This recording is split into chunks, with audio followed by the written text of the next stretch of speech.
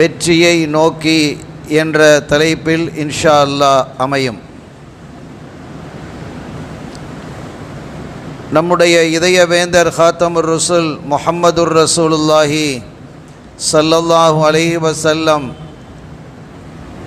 அவர்கள் இந்த தீனை அறிமுகப்படுத்திய காலத்திலிருந்தே இன்று வரை இந்த சத்திய மார்க்கம் இஸ்லாம் பல சோதனைக்குள்ளாக்கப்பட்டிருக்கிறது. கடுமையான எதிர்ப்புகளுக்குள் ஆளாகி கொண்டிருக்கிறது. உலகத்தில் பல்வேறு மதங்கள், சமயங்கள், அமைப்புகள் இருந்த பொழுதிலும் மிக அதிகமான விமர்சனத்திற்குள்ளான ஒரு அமைப்பு அல்லது மதம் அல்லது மார்க்கம் என்று எடுத்துக்கொண்டால் இஸ்லாம்தான்.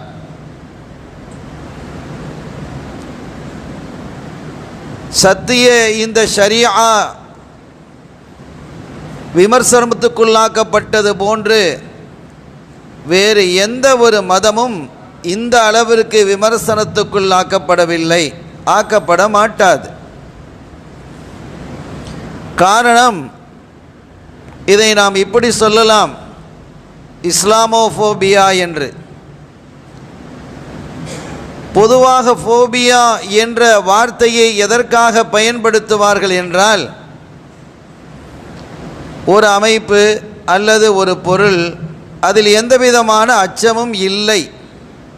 ஒரு பொருள் இருக்கு, அந்த பொருளை கொண்டு சமூகத்திற்கு எந்த விதமான அச்சமும் இல்லை, அல்லது உடலுக்கு அச்சம் இல்லை, உள்ளத்திற்கு அச்சம் இல்லை, எந்த விதமான ஆபத்தும் இல்லாத ஒன்றை ஆபத்து நிறைந்த மாதிரி பயமுறுத்துவதுதான் ஃபோபியா.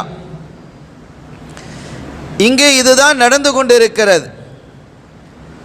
ஷரியா இஸ்லாமை பொறுத்தவரை அது சாந்தி சமாதானத்தை அடிப்படையாக கொண்டது.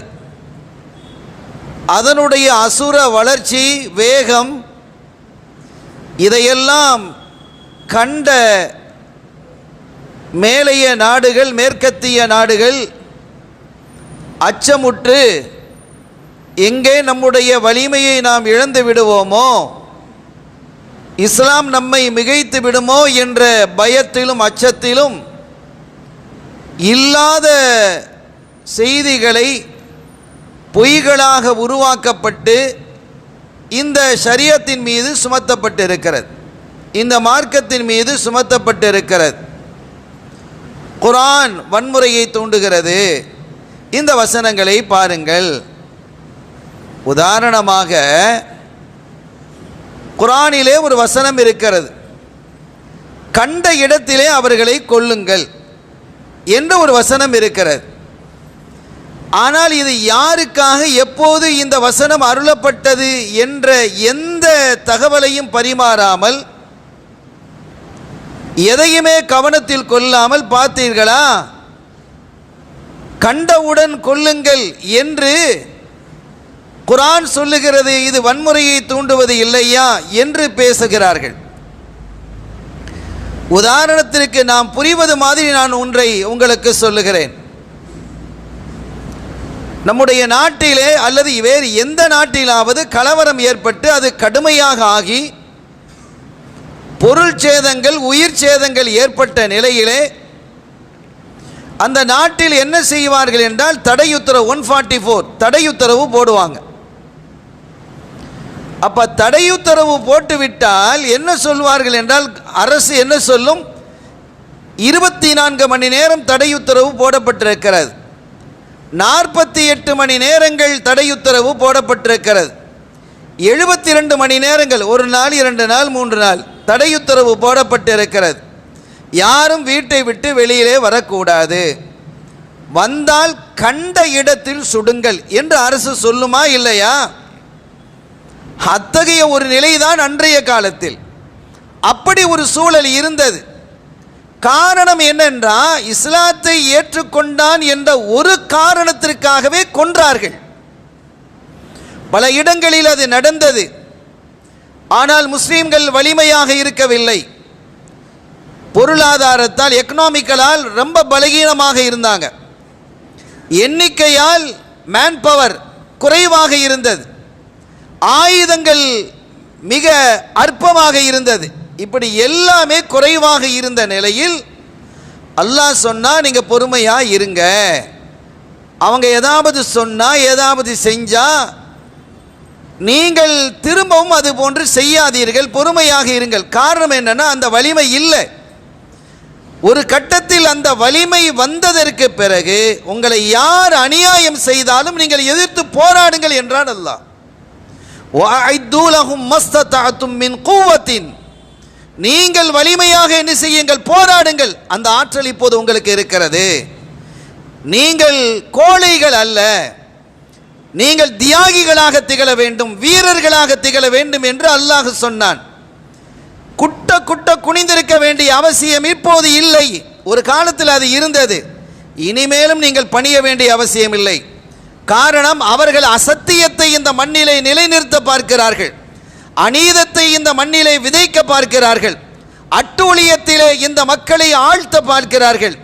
எனவே நீதியினுடைய அடிப்படையில், நேர்மையினுடைய அடிப்படையில், சத்தியத்தின் அடிப்படையில் நீங்கள் உண்மையை இந்த மண்ணிலே நிலைநிறுத்துவதற்காக நீங்கள் போராட வேண்டும் என்றான் அல்லாஹ்.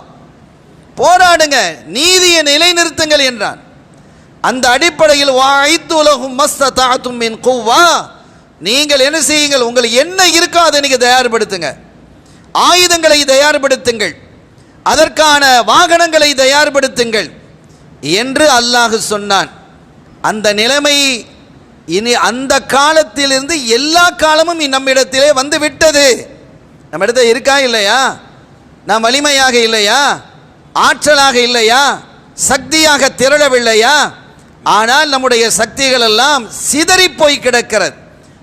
இந்த மண்ணை எடுத்துக்கொண்டால், தமிழகத்தை நீங்கள் எடுத்துக்கொள்ளுங்கள், எத்துணை அமைப்புகள், எத்துணை கட்சிகள், எல்லா கட்சிகளிலும் நாம் இருக்கிறோமா இல்லையா? ஏன் ஒரு அமைப்பிலே ஒரு தலைமையின் கீழ் நம்மால் வர முடியவில்லை?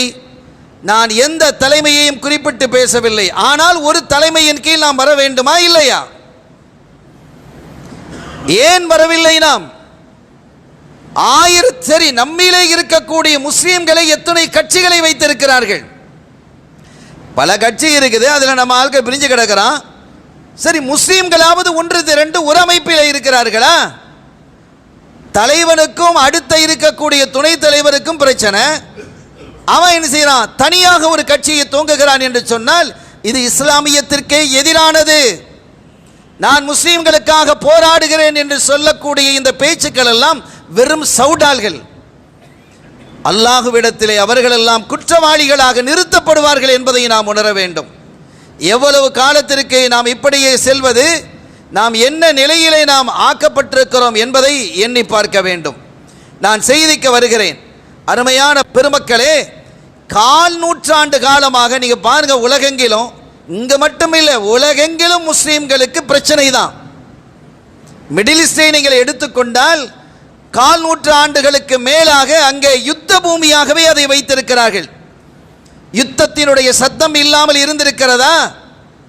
25 வயதை தொட்டிருக்கக்கூட அல்லது 25 வயதை கடந்திருக்கக்கூடிய ஒரு வாலிபன் அவன் சொல்ல முடியுமா, நான் பிறந்ததற்கு பிறகு நான் மிடில் ஈஸ்டில் யுத்தம் இல்லாமல் அமைதியாக இருந்தது அப்படின்னு சொல்ல முடியுமா? அரபுலகத்தை அப்படியே யுத்த பூமியாகவே மாற்றி வைத்திருக்கிறார்கள் என்பதை இந்த சமூகம் எப்போது புரிந்து கொள்ளும்? நான் இங்கே பேசுகிறேன், இப்படி பேசினா உலகம் முழுவதும் அப்படி எத்திருமா அப்படின்னு ஒரு இப்படிலாம் கேட்குறாங்க. நீங்கள் எங்கே பேசுகிறீங்க, அது எங்களுக்கு மட்டும் கேட்குது, நாங்கள் விளங்கிக்கிறோம், மற்றவங்களுக்கெல்லாம் எப்படி விளங்கும்? எல்லா ஜும்மாக்களிலும் இதை பேசுகிறார்கள்.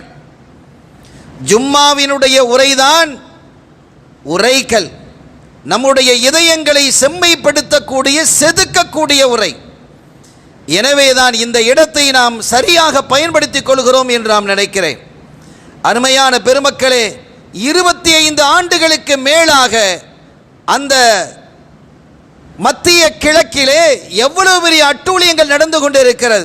சரி, அங்கிருக்கக்கூடிய அரபு உலகங்களாவது, அரபு அரசுகளாவது ஒன்று இணைகிறதா என்றால் அதுவும் இல்லை. இணைகிறதா? பலஸ்தீன் மக்களினுடைய ஒரு அறிவிப்பை நான் பார்த்தேன். கண்களிலிருந்து கண்ணீர் அல்ல, இரத்தம் வடிய வேண்டும். நாங்கள் எப்படியெல்லாம் சிதைக்கப்பட்டோம் என்று அவன் எழுதியிருக்கிறான். ஒரு குழியிலே தோன்றி எங்களை பல பேரை என்ன செய்தான், எங்களில் பல பேரை ஒன்றாக புதைத்தான், உயிரோடு புதைத்தான் என்று எழுதுகிறார். ஒரு பலஸ்தீன் எழுதுகிறார், எங்களில் இருக்கக்கூடிய இளம் பெண்களை தூக்கி கொண்டு சென்றார்கள் இஸ்ரேல் இராணுவம். கூட்டு பலாத்காரத்திலே அவர்கள் ஈடுபட்டார்கள். எங்களால் ஒன்றும் செய்ய முடியவில்லை. எங்களுடைய கைகளை கட்டி வைக்கப்பட்டிருக்கிறது. நாம் என்ன பேசிக்கொண்டு இருக்கிறோம்? நம்முடைய சிந்தனைகள் எவ்வாறு இருக்கிறது? எதை நோக்கி நாம் பயணித்துக் கொண்டு இருக்கிறோம்? ஈரான் ஈராக்குக்கு இடையிலே சண்டை மூட்டப்பட்டது. எத்தனை ஆண்டு காலங்கள் சண்டை நடந்தது. கடைசியாக ஈராக்கிற்கும் அமெரிக்காவுக்கும் ஏற்பட்ட அந்த பிரச்சனையில் ஈராக் சிதைந்து போனதா இல்லையா? ஈராக்கை நீங்கள் போய் பாருங்கள். பகதாத் எப்படி இருந்தது உங்களுக்கு தெரியும். பள்ளிக்கூடத்தில் நம்ம படிச்சிருக்கிறோம். மெசபடோமியா என்று படித்திருக்கிறோமே. அன்றைய காலத்தில் இந்த உலகத்திற்கு நாகரீகத்தையே சொல்லித்தந்த பகுதி எது என்றால் மெசபடோமியா. மெசபடோமியா எது? ஈரான், ஈராக், சிரியா, துருக்கியினுடைய தென்பகுதி, இவைகள் தான் மெசபடோமியா. அங்கே நீங்கள் ஆச்சரியமான அறிவு குவிந்து கிடந்தது. அதனால் தான் பெருமக்கள் எல்லாம் பகதாதை நோக்கி பயணித்தார்கள். நம்முடைய குருநாதர் கௌதுல் ஆலம் ரலியல்லாஹு தஆலா அன்ஹு பகதாதிலே பிறந்தவர்களா? இல்லையே, ஜீலானிலே பிறந்தவங்க. ஏன் பகதாதை நோக்கி சென்றார்கள்? நீங்கள் அங்கே சென்று பார்த்தால் ஆச்சரியமாக இருக்கும். அறிவு திலகம் இமாமுல் ஆலம் அபூ ஹனீஃபா ரஹ்மத்துல்லாஹி அலைஹி பகதாதிலே இருக்கிறார்கள். அறிவு பெட்டகம் இமாம் கஸ்ஸாலி ரஹ்மத்துல்லாஹி அலைஹி அவர்களினுடைய மஸார் பகதாதிலே இருக்கிறது. ஒரு அற்புதமான நபிமொழி காவியத்தை இந்த உலகிற்கு வழங்கிய இமாம் அஹ்மத் இப்னு ஹம்பல் ரஹ்மத்துல்லாஹி அலைஹி அவர்களினுடைய தலம் அங்கே பகதாதிலே இருக்கிறது. சுற்றிலும் பார்த்தால் அறிவு கடல்களாக குவிந்திருக்கிறார்கள். நீங்கள் எந்த ஒரு ஹதீது துறை விற்பனரை நீங்கள் எடுத்துக்கொண்டாலும் அவங்க ஒருவேளை பகதாதில் அடங்க இல்லைனாலும் பகதாதுக்கு வந்திருப்பாங்க. அப்படிப்பட்ட ஒரு கட்டமைப்பு மன்னர் ஹாரூன் ரஷீத் அவர்களால் எழுப்பப்பட்டது. அறிவு திலகமாக இருந்தது. உலகத்தினுடைய மிகப்பெரிய எழுத்து ஆற்றல் எழுத்துணர்கள் அங்கே இருந்தார்கள். ஆன்மீகம் அங்கே நிறைவாக இருந்தது. இலக்கியம் பேசப்பட்டது. அறிவியலினுடைய உச்சக்கட்டத்திலே அந்த மக்கள் இருந்தார்கள். கணிதத்திலும் சட்டத்திலும் அவர்கள் மிக உன்னதமான இடத்தை, சிகரத்தை தொட்டு இருந்தார்கள். அப்படிப்பட்ட வல்லமை மிக்க பகுதி தான் மெசபடோமியா. மன்னர் ஹாரூன் ரஷீத் அவர்களால் வடிவமைக்கப்பட்டது. ஒரு கட்டத்திலே இந்த வளர்ச்சி, இந்த அசுர வளர்ச்சி ஆபத்தை தந்து விடுமோ, நம்மை இல்லாமல் ஆக்கிவிடுமோ என்ற அச்சத்தை எதிரிகளுக்கு தந்ததினுடைய விளைவு, ஒரு சமயம் மங்கோலியர்கள் 1258ஆம் ஆண்டு அங்கே படையெடுத்து அதை சிதைத்தார்கள். அதற்கு பிறகும் அது மீண்டு எழுந்தது. ஆனால் தற்போதைய ஈராக்கினுடைய யுத்தத்தின் போது அதனுடைய எல்லா பகுதிகளும் சாலைகள் உட்பட அத்துணையும் சிதைக்கப்பட்டு போனதை நாம் அறிய முடியும். பொருளாதாரம் மிகவும் சரிந்து போனதை பார்க்க முடியும். இது காலமெல்லாம் நடந்து கொண்டிருக்கிறது. சிரியாவினுடைய நிலை என்ன ஆனது என்பது நமக்கு தெரியாதா? பலஸ்தீன் மாத்திரமா? சிரியாவினுடைய நிலை எவ்வளவு பயங்கரமான பின்னடைவுக்கு சென்றது, அதனுடைய பொருளாதாரம் எவ்வளவு வீழ்ந்திருக்கிறது என்பதையெல்லாம் நாம் பார்க்க வேண்டும். அந்த வகையிலே அதே ஃபார்முலாவை இந்த இந்தியாவிலும் கொண்டு வர வேண்டும் என்ற சதி திட்டத்திலே ஆர்எஸ்எஸ் கும்பல்கள் இந்த ஒன்றிய அரசின் வழியாக இதை நிறைவேற்றுவதற்கான சதி திட்டத்திலே ஈடுபட்டு கொண்டிருக்கிறார்கள். ஆனால் நாம் எதையோ பேசிக்கொண்டிருக்கிறோம், எங்கேயோ நம்முடைய பயணத்தை நாம் மேற்கொண்டிருக்கிறோம். இது ஆச்சரியமாக இருக்கிறது.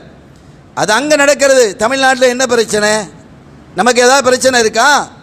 சில பேர் அப்படி கேட்குறாங்க. ஆச்சரியமாக இருக்கிறது.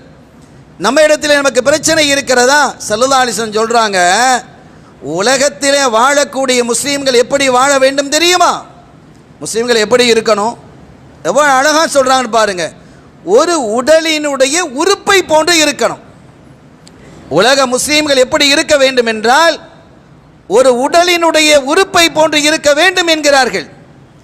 கையில் காயம் பட்டுடுச்சு, காலு சொல்லுது உனக்கு தானே காயம், நான் டாக்டர்லாம் வரமாட்டேன் அப்படின்னு காலு சொன்னால் எப்படி இருக்கும்?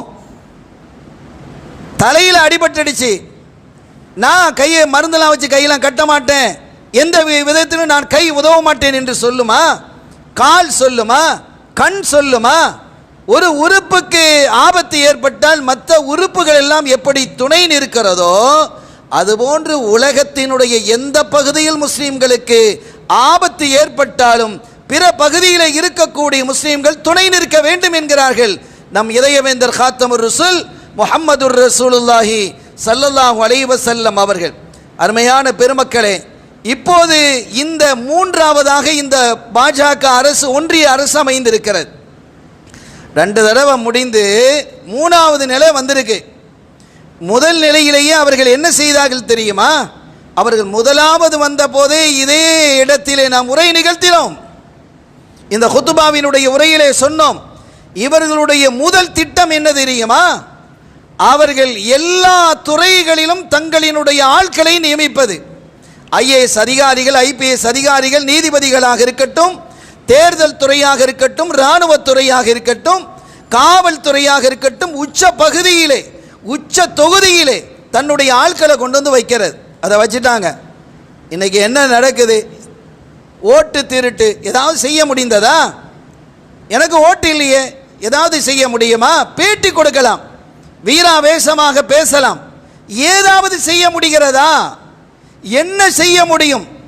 நீங்கள் நீதிமன்றத்துக்கு போனால் உங்களுக்கு நீதி கிடைக்காது என்பது நன்றாக தெரியும். ஆனாலும் நீதிமன்றம்.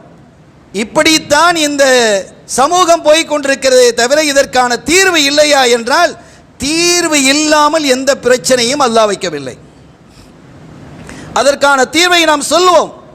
எத்தனை பிரச்சனைகளை இந்த சமூகத்தின் மீது, அதாவது சிறுபான்மையினருக்கு எதிரான அரசு நம்ம பேசிக்கிட்டு இருக்கிறோம், உண்மைதான். முஸ்லீம்களுக்கு எதிராக இருக்குது, கிறிஸ்தவர்களுக்கு எதிராக இருக்கிறது, தலித்துகளுக்கு எதிராக இருக்கிறது என்பதெல்லாம் இயல்பானது, உண்மையானது. ஆனால் அவர்களுடைய முதல் கோல் எங்கே இருக்கிறது என்று சொன்னால் முஸ்லீம்கள் தான். அவர்களுடைய முதல் பார்வை முஸ்லீம்களுக்கு. ஏன் தெரியுமா? இப்ப கிறிஸ்தவர்களை நீங்கள் தொட்டால் அமெரிக்கா பேசும். ஏற்கனவே அப்படி தொட்டு பதம் பார்த்திருக்கிறாங்க. அதனால் பெருசா அவங்கள தொட மாட்டாங்க. காரணம் என்னன்னா அமெரிக்கா விடாது, உடனடியாக தன்னுடைய எதிர்ப்புகளை அதை வெளிப்படுத்துகிறது. ஆனால் முஸ்லீம்களை தொட்டால் நீங்கள் அரபகத்திலே போய் இறங்குவீர்கள். இங்கே இருக்கக்கூடிய நம்முடைய பிரதமர் யுஏஇலே போய் இறங்குவார். அங்கே இருக்கக்கூடிய ஷேக் அப்படியே கட்டி தழுவுவார். இங்கே இருக்கக்கூடிய பள்ளிகளை நாங்கள் உடைப்போம். அங்கே கோயில்கள் கட்டப்படுகிறதா இல்லையா? அந்த கோயில்களினுடைய கும்பாபிஷேகத்திற்கும் அங்கே நடைபெறக்கூடிய நிகழ்வுகளுக்கும் இங்கே நம்முடைய பிரதமர் அழைக்கப்படுகிறார். அங்கே இருக்கக்கூடிய ஷேக்குகள் அங்கே வரவேற்கிறார்கள், ஆற தழுவுகிறார்கள், கட்டி தழுவுகிறார்கள். இப்படித்தான் முஸ்லீம்கள் இருப்பார்கள். இந்த மண்ணிலே முஸ்லீம்களை உயிரோடு வெட்டி புதைத்தாலும் கேட்பதற்கு இந்த நாட்டிலே, இந்த உலகிலே நாதி இல்லை என்பதை அவர்கள் தெரிந்திருக்கிறார்கள். அருமையான பெருமக்களே, அப்படியானால் நாம் என்ன செய்வது என்ற ஒரு கேள்வி எழுகிறதா இல்லையா? அதற்கான விடை இல்லையா? வடநாட்டில் எவ்வளவு பெரிய அநியாயங்கள் நடந்து கொண்டிருக்கிறது. நீங்கள் ஏதாவது டெல்லியிலே குண்டு வெடிப்பு, எப்போ குண்டு வெடிக்கிறது? எங்கேயாவது ஒரு மாநிலத்தில் எலெக்ஷன் நடக்குதுன்னு சொன்னால் குண்டு வெடிச்சிடும். முன்னாடி நடந்ததா இல்லையா? அங்கே வந்து அந்நிய ஒரு இத்தனை 200 கிலோமீட்டர் 250 கிலோமீட்டர் பாகிஸ்தான்லேருந்து வந்து இங்கே சுற்றுலா பயணிகளாக இருக்கக்கூடியவர்களை சுட்டு விட்டு அவன் போயிட்டானான். இது எவ்வளவு பெரிய கேவலமான ஒரு விஷயம். அப்படி ஒன்று நடந்திருந்தால் நம்முடைய உளவுத்துறை எவ்வளவு கேவலமானது, நம்முடைய பாதுகாப்புத்துறை எவ்வளவு அசிங்கமானது. 200 சொச்ச கிலோமீட்டருக்கு மேலே உள்ளே வந்து சுட்டுவிட்டு சுற்றுலா பயணிகளை கொன்றுவிட்டு அவன் திரும்பி ஓடி அவன் நாட்டுக்குள்ளே நுழைகிறான் என்று சொன்னால் அது வரைக்கும் இந்த அரசு, இந்த காவல்துறை, இந்த இராணுவம் இதெல்லாம் என்ன செய்து கொண்டிருக்கிறது என்ற ஒரு கேள்வி வருகிறதா இல்லையா? ஆக இதை எதிரிகள் சுடவில்லை, இந்த குற்றத்தை செய்ததே அரசு தான் என்பது பின்னால தெரிய வருது. ஆனால் என்ன பயன்? அதனால் யாராவது கேள்வி கேட்க முடிகிறதா? உச்ச நீதிமன்றம் ஒரு எச்சரிக்கையை கொடுக்கிறது, அதோட முடிஞ்சது. வேற என்ன செய்ய முடிகிறது சொல்லுங்களேன் பார்க்கலாம். 65 லட்சம் ஓட்டுகள் பீகாரிலே திருடப்பட்டிருக்கிறது. பெரிய வேடிக்கை என்ன தெரியுமா? ஓட்டுகள் பதிவானது எத்தனை அப்படின்னு ஒன்று கொடுக்கும் தேர்தல் கமிஷன். தேர்தல் ஆணையம் எவ்வளோ ஓட்டுகள் பதிவாகி இருக்குது அப்படிங்கிறத கொடுக்கணும். கொடுத்துருச்சு. இத்தனை கோடி, 4,50,00,000 ஏதோ ஒரு சொச்சம் கொடுத்துருக்குன்னு வைங்க, 4 கோடியே சம்திங், இவ்வளவு ஓட்டுகள் பதிவாகி இருக்கிறது மொத்த ஓட்டுகள் என்று அறிவிச்சாச்சு. அதற்கு பிறகு ஒவ்வொரு தொகுதியிலையும் இவ்வளவு ஓட்டு விழுந்திருக்குமா இல்லையா? 234 தொகுதிகள் என்று சொன்னால் அந்த ஓட்டுகளை கூட்டி பார்த்தா அவன் ஏற்கனவே கொடுத்ததை விட கூடுதலா இருக்கு. இது எப்படி வந்தது? கிட்டத்தட்ட 19 லட்சம் ஓட்டுகள் அதிகமாக இருக்கிறது. யாராவது கேள்வி கேட்க முடிகிறதா என்ன? அட நீ தானப்பா கொடுத்தா, இந்த தொகுதியிலே இவ்வளவு ஓட்டு, இந்த தொகுதியிலே இவ்வளவு ஓட்டு, டோட்டல் பண்ணி பார்த்தா மொத்த ஓட்டு நீ எவ்வளவு கொடுத்திருக்கிறியோ அதிலிருந்து ஏறக்குறைய 19 லட்சம் அதிகமாக இருக்கிறது. ஒவ்வொரு தொகுதியிலையும் அந்த ஒன்றிய அரசு, அந்த அரசுக்கு ஒரு 10,000 ஓட்டு அதிகமாக விழுந்திருக்குன்னு வைங்க, 11,000 ஓட்டு அங்கே திருடப்பட்டிருக்கிறது என்று சொன்னால் என்ன நடக்கும்? இந்த 19 லட்சத்தை நீங்க கால்குலேஷன் பண்ணி பாருங்க. ஏதாவது செய்ய முடிகிறதா? எந்த நீதிமன்றங்களாலும் ஒன்றும் செய்ய முடியாது. இவர்கள் வகுத்திருக்கக்கூடிய திட்டம் இந்துத்துவா. இந்த மண்ணில் இந்துக்கள் என்று சொன்னால் இந்துக்கள் அல்ல, அவர்களை ஆளுமை செலுத்தக்கூடிய பிராமணர்கள், அவர்கள் ஆள வேண்டும், அவர்களால் தான் இந்த பூமி நிரம்பி இருக்க வேண்டும். மற்றவங்க இருக்கலாமா, மற்ற இந்துக்கள் இருக்கலாம், ஆனால் அவர்களுக்கு சேவை செய்யக்கூடியவங்களா இருக்கணும். இதுதான் இந்துத்துவா. இந்துத்துவான்னு சொன்னா இந்துக்களினுடைய ஆட்சி அல்ல. அவர்கள் நம்முடைய சகோதரர்கள், நம்முடைய உறவுகள், நம்முடைய அன்பர்கள், மாமான் மச்சானாக நாம் பழகி கொண்டிருக்கிறோம். ஆனால் உண்மையிலேயே அவர்களையும் இழிவுபடுத்தக்கூடிய ஆட்சி தான் அது. அவர்கள் எல்லாம் கடவுளினுடைய காலில் இருந்தும் தொடையிலிருந்தும் படைக்கப்பட்டவர்கள். பிராமணர்கள் தான் சிரசிலிருந்து படைக்கப்பட்டவர்கள். எனவே அவர்கள் எல்லாம் மற்ற இந்துக்கள் எத்தனை பேரும் பிராமணர்களுக்கு சேவை செய்ய வேண்டும், அடிமைகளாக இருக்க வேண்டும். இதுதான் இந்துத்துவா, சனாதனம். இதை செயல்படுத்துவதற்காகவே இந்த அரசு போராடி கொண்டிருக்கிறது என்றால் நாம் எவ்வளவு தூரம் கவனமாக இருக்க வேண்டும், மிக எச்சரிக்கையோடு நாம் செயல்பட வேண்டும். நமக்குள்ளே இருக்கக்கூடிய சின்ன சின்ன கருத்து வேறுபாடுகளை ஒதுக்கி வைத்துவிட்டு ஒன்று திரள வேண்டும். இதையெல்லாம் நாம் யோசிக்க வேண்டாமா?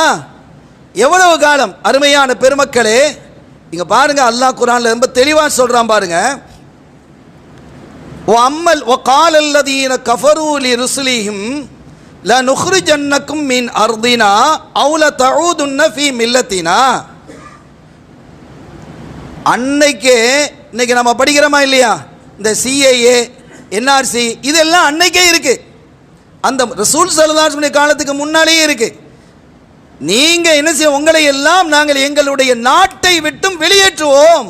யார் சொல்றா? அந்த அவிசுவாசிகள், முஸ்லீம் அல்லாத அந்த காவிர்கள் சொன்னார்கள்.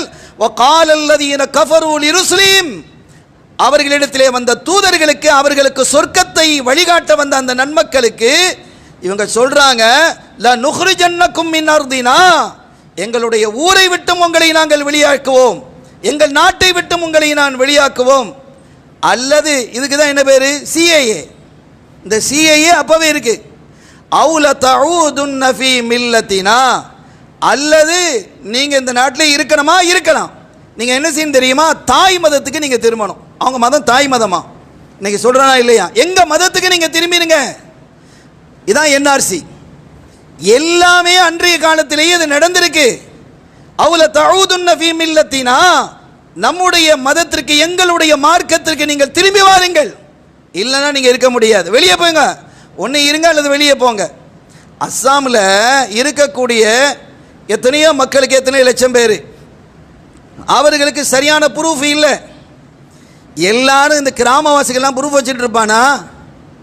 அதற்கான ப்ரூஃப் இல்லை. அப்படிப்பட்டவர்களை எல்லாம் முகாமிலே கொண்டு அடைக்கப்படுகிறது. நாட்டை விட்டு வெளியேக்குவோம். உதாரணத்திற்கு அவங்க எண்ணிக்கை சரியாக ஞாபகம் இல்லை, ஒரு 25 லட்சம். இதில் 20 லட்சம் முஸ்லீம்கள், 5 லட்சம் இந்துக்கள் என்று வைத்துக் கொள்ளுங்கள். அவன் என்ன சொல்றான், அந்த 20 லட்சம் பேரையும் நாங்கள் என்ன செஞ்சிடும், பங்களாதேஷ்க்கு அனுப்பிடுவோம். அஸ்ஸாம் அரசு பேசுகிறது, நீங்கள் செய்திகளை படிப்பவர்களாக இருப்பீர்கள் என்று கருதுகிறேன். 20 லட்சம் பேரை முஸ்லீம்களை நாங்கள் என்ன செய்து விடுவோம், பங்களாதேஷுக்கு அனுப்பிடுவோம். இந்த 5 லட்சம் பேர் இருக்கிறான், அவன் பங்களாதேஷில் வந்தவன் தான், அவனுக்கு இந்த நாட்டினுடைய ஓட்டுரிமை நாங்கள் வழங்குவோம். தைரியமாக ஒரு அரசு பேசுகிறது என்றால் இவங்க எதை நோக்கி பயணிக்கிறாங்கன்னு தெரிகிறதா இல்லையா?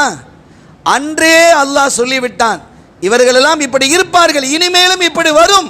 அப்படி வரும் பொழுது ஃபௌஹா இலைஹிம் ரப்புஹும், அல்லாஹ் சொன்னா லனுஹ்லிகன்னல் ஸாலிமீன், நீங்க சரியா இருங்க முஸ்லிம்களே, சரியாக இருங்க, அநீதக்காரர்களை நாம் அழித்து விடுவோம் என்றான். அப்படி அழிக்கக்கூடிய காலம் தூரத்தில் இல்லை என்று நாம் நம்புகிறோம். லனுஹ்லிகன்னல் ஸாலிமீன், அநீதக்காரர்களை அழித்து ஒழிப்போம். அழித்து ஒழித்து விட்டு என்ன செய்வோம் தெரியுமா? வல நுஸ்கினன்னகுமுல் அர்த மின் பஅதிஹிம், அவர்களுக்கு பிறகு இந்த மண்ணிலே உங்களையே நாம் குடியேற்றுவோம், நீங்கள் நிம்மதியாக வாழ்வீர்கள், அப்படி வாழ வைப்போம் என்று சொல்லிவிட்டு ذَلِكَ لِمَنْ خَافَ مَقَامِي وَخَافَ وَعِيدِ, இது யாருக்கு தெரியுமா? என்ன நீங்க பயந்து நடக்கணும், இதான் விஷயம்.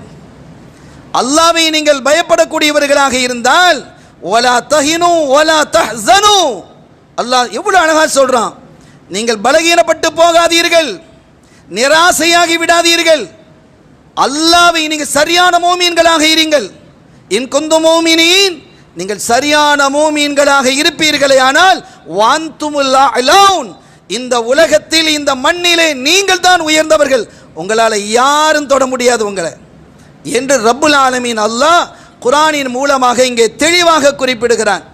கண்ணியத்திற்குரிய பெருமக்களே, பேச வேண்டிய செய்திகள் நிறைய இருக்கிறது, அவகாசம் இல்லை, ஜும்மால அவ்வளவுதான் பேச முடியும். ஆனால் நீங்கள் ஒன்றை நாம் புரிந்து கொள்வோம், கோர்ட்டுக்கு போனாலோ நாம் பேட்டிகள் கொடுத்தாலோ கொஞ்ச நாள் நின்று நம்ம அமைதியாக இருந்தாலோ இன்னொரு தீர்வை கொண்டு வர முடியாது. இந்த பாசிச அரசுக்கு எதிராக எல்லா மக்களும், எல்லா மதத்திலே இருக்கக்கூடிய மக்களும் ஒன்று திரண்டு அவர்கள் தெருவிலே வந்து போராட வேண்டும். பெருமக்களே, ஒரு கொடியின் கீழ் நீங்கள் திரள வேண்டும் என்ற அந்த வாதத்தையும் முன்வைத்து இறைவனை அஞ்சி அவனுடைய கட்டளைகளுக்கு அடிபணிந்து அவன் விலக்கியவைகளை தவிர்த்து அன்னலம் கண்மணி நாயகம் ஸல்லல்லாஹு அலைஹி வஸல்லம் அவர்களுடைய போதனைகளை வாழ்வியலாக கொண்டு செயல்படும் பொழுது நிச்சயமாக மகத்தான வெற்றியை நாம் அடைய முடியும். அதைத்தான் அல்லாஹ் மிக தெளிவாக நமக்கு சொல்லி தந்திருக்கிறான். யாருக்கோ வந்த வினை என்று நாம் அமர்ந்திருந்தால் அந்த வினை நம்மையும் வந்து சேரும். உலக மகா யுத்தம் நடந்த பொழுது ஜெர்மனியினுடைய ஒரு அறிஞர், ஒரு கவிஞர் ஒரு கவிதை எழுதினான். ஜெர்மன் நாட்டை சார்ந்த ஒரு கவிஞன் எழுதினான். அந்த நாட்டிலே தொழிற்சங்கவாதிகளை அந்த புதிய அரசு கைது செய்தது. அப்போ ஒருத்தன் சொன்னான், ஒரு கவிதை அது, நான் தொழிற்சங்கவாதி இல்லை, என்ன கைது செய்ய மாட்டாங்க? கைது செய்யல. மறுநாள் போராளிகள் கைது செய்யப்பட்டார்கள். நான் ஒரு போராளி இல்லை, அவன் கைது செய்யப்படவில்லை, அதனால எனக்கு ஒன்றும் பிரச்சனை இல்லை அப்படின்னு அவன் இருந்தான். மூன்றாவது யூதர்கள் கைது செய்யப்பட்டார்கள். கேடுகட்டமாக அவன் தான், ஆனாலும் அவன் எழுதுகிறான், நான் ஒரு யூதன் இல்லை என்று இவன் சொன்னான். நான்காவது முறையாக இவன் கைது செய்யப்பட்ட பொழுது இவனுக்கு குரல் கொடுப்பதற்கு அந்த மண்ணிலே ஆள் இல்லை. எவ்வளவு அழகான ஒரு கவிதை!